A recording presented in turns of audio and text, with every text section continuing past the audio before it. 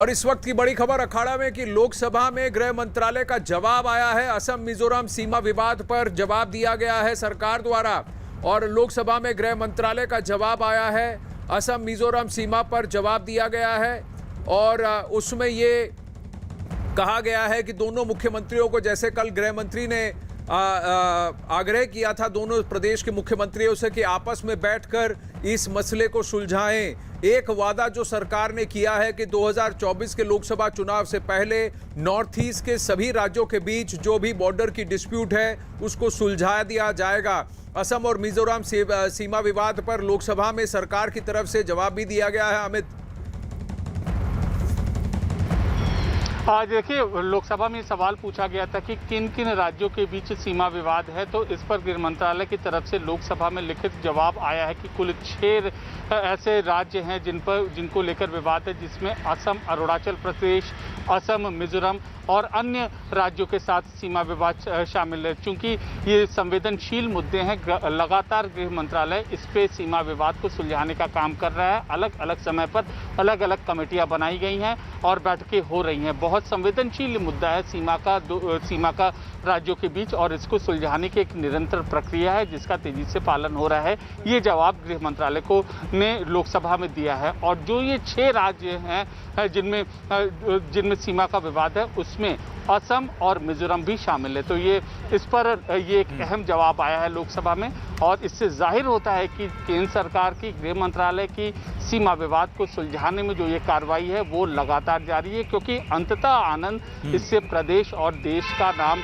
की छवि पर भी असर पड़ता है जब इस तरीके की घटना होती हैं। जी, लेकिन सबसे बड़ी बात यह है कि ये जो लुक ईस्ट पॉलिसी है सरकार की अमित, उसमें नॉर्थ ईस्ट जो है वो बहुत इंपॉर्टेंट है देश के अंदर। ये नॉर्थ ईस्ट जो है, अब इस सरकार का फोकस इतना है कि अगर आप देखें कि इन्वेस्टमेंट ही नहीं, आप कल्चर मिनिस्टर जो हैं, जो पहले एमओएस होम थे जी किशन रेड्डी, उनके अंडर में नॉर्थ ईस्ट भी आ गया है।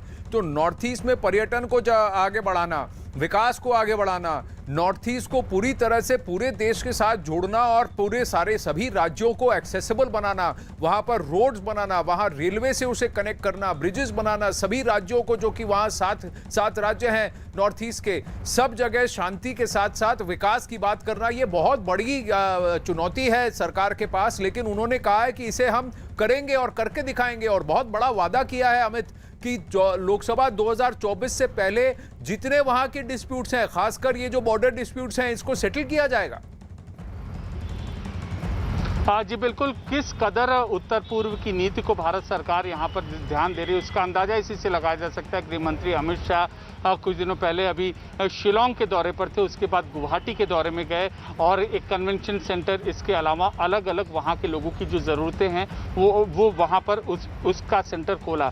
इसके अलावा लगातार north eastern developmental authority NEDA जो कि है, उसको वो भी प्रभावशाली तरीके से काम कर रही है। एक अलग मंत्रालय है पूर्वोत्तर के राज्यों के लिए बराबर, चाहे वो गृह मंत्रालय हो, नेशनल हाईवेज मिनिस्ट्री हो या फिर बिजली मंत्रालय हो, हर मंत्रालय अपने अपने स्तर पर समीक्षा करता है, उसकी रिपोर्ट पीएमओ में जाती है।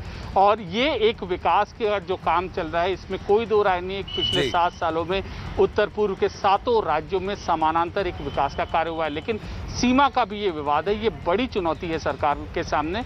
इस पर भी काम चल रहा है, लेकिन ऐसी घटनाएं जो होती हैं, इससे देश की छवि पर और प्रदेश की छवि पर तो जाहिर सी बात है असर पड़ता है। जी, माहौल ऐसा होना चाहिए कि सब साथ मिलकर काम करें, और अगर दोनों प्रदेश और ताली एक हाथ से नहीं बजती, अगर हिमंत बिश्व शर्मा पर यह जिम्मेदारी है कि असम सबसे बड़ा राज्य है वहां पर उत्तर पूर्व का, तो बाकी अन्य राज्यों को उनका साथ देना चाहिए। तो फिर अन्य राज्य